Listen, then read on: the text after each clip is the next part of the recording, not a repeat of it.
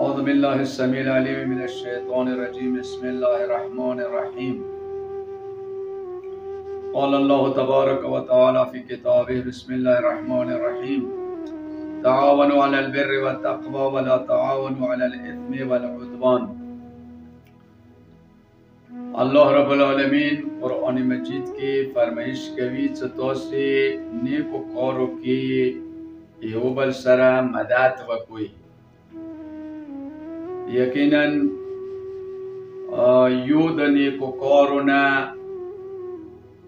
دا دی چې انسان سترګې وغړوي چې تا داسې غریب چې تا ناچار فقیر مسکین وي هغه سره مدد وکړي.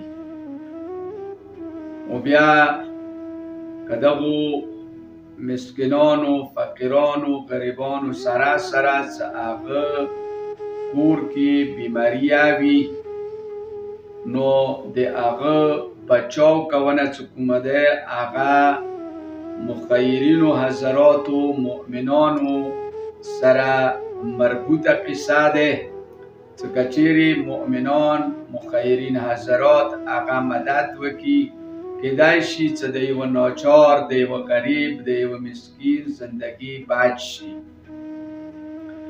و یو کس زندگی بچ شونه چې کومه ده الله رب العالمین فرمایش کوي چې کچیرې یو کس زندگی انسان بچ کړل هغه کې مدد وکړلو نو فکأنما احیا الناس جمیعا داسې دی لکه ټول عالم هغه چې کړی وي زنده کړی وي بچ کړی وي. نو دا امتحانات هم دي ایموتا امتحانات هم داسې حوالو سره کېدلی شي. نو دې حوالې سره به زه داسې وایم چې د سید اقبال حسین چې در ما سره نږدې ناست دی د دوروي سید دی دوی کور والا چې کوم دي دا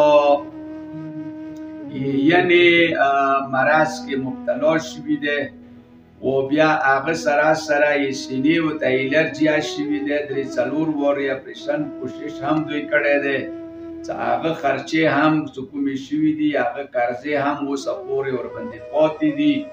مخیرین حضرات سهم سادات نام دی سره مدد کولی شي و نظرات و حواله سره امداد حواله سره هم دوی سره مدد کوي شي. نو الله رب العالمین تاسو مخیرین و حضرات و مؤمنانو نه برکات نازل وګرځوه چې تاسو دی مؤمن سره مدد وکړئ. کېدای شي چې تاسو هغه کم مدد سره د دغه مؤمن هغه زندگی بچ پاتې شي. او سید اقبال حسین دی موبایل نمبر چې کوم دی 0306 0095 435 دا دی نمبر دی. دې سره رابطه کوای شئ. دا اکاونټ نمبر تاسو ته ښیای شي او مطلب دا دی چې کومه واسطه چې وي هغې واسطې سره دوی سره تاسو بھرپور مدد وکړئ. الله رب العالمین تاسو مال و دولت و برکات نازل وګرځوه.